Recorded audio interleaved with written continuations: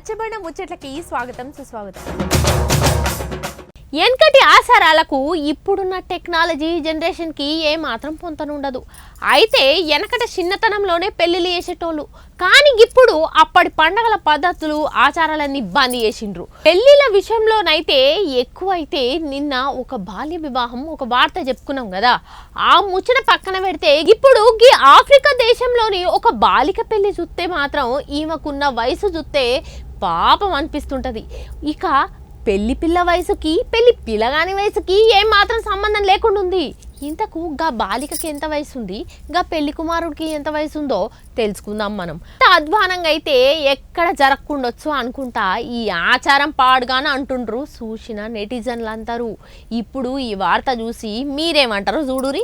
దాదాపుగా అన్ని దేశాలలో పనికి మాలిన ఆచారాలు వ్యవహారాలు సంస్కృతి సాంప్రదాయం పేరుతోటి ఉన్నాయి.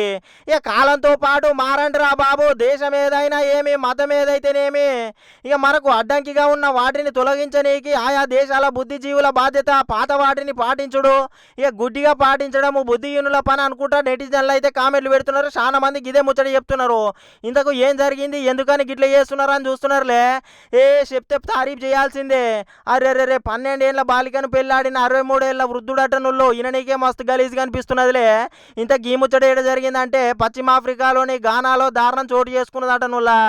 అరే 12 ఏళ్ళ పొల్లను ఆయన 63 ఏళ్ళ ముసలోడు పెళ్లి చేసుకున్న సంఘటన ఆలస్యంగా జర ఎలుగులకు వచ్చే వరకు. ఇక ఈ పెళ్లి ఇంతకుముందు ఎప్పుడు జరిగిందంటే పోయిన నెల 30 తారీఖు నాడే ఇక జరగంగా అభం శుభం తెలియని బాలికను పెళ్లి చేసుకోవడము సంచలనం సృష్టిస్తుంది అన్నట్టు.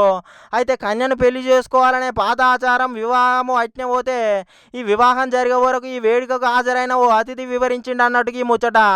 ఈ పాత ప్రాంతంలో ఇక ఈ పాత సాంప్రదాయాలు ఏందో అర్థం కాకుండానే పోండ్రి. ఇక ఈ విధానం సాధారణం అనుకుంటా గమనార్హం అనుకుంటా తెలిపిండు మొత్తానికైతే. ఎంత గమనార్థమైనా ఎంత సర్వసాధారణమైనా కానీ వెనకటి రీతిలో పోతే ఏం పద్ధతో ఏమో పోండ్రి. వెనకటి అంటే 9 ఏళ్ళకు 10 ఏళ్ళకు అట్నే పోతే మైనర్ గుండంగానే పెళ్లిళ్ళు చేసుడు మేజర్ కాకముందే ఆయంత.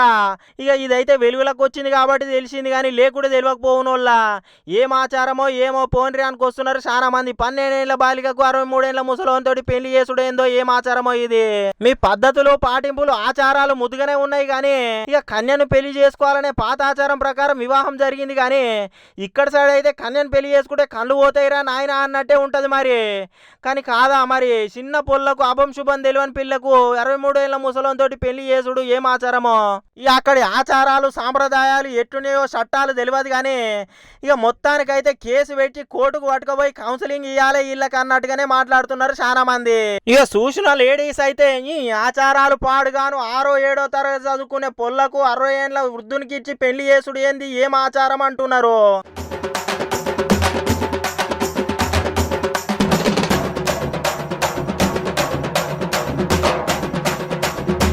రచ్చబండ ముచ్చట్లకి స్వాగతం సుస్వాగతం.